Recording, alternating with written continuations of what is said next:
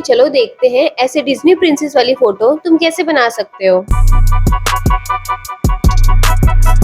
सबसे पहले Google Gemini app में आ जाओ, फिर प्लस की साइन पे क्लिक करके गैलरी पे क्लिक करके अपनी फोटो को ऐड कर लो। फर्स्ट फोटो अपना फेस रखना है, सेकंड फोटो अपने आउटफिट की रखनी है एंड फिर इस प्रॉम्प्ट को पेस्ट करके सेंड कर दो।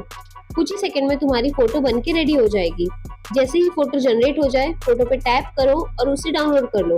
फोटो तुम्हारी गैलरी में सेव हो जाएगी।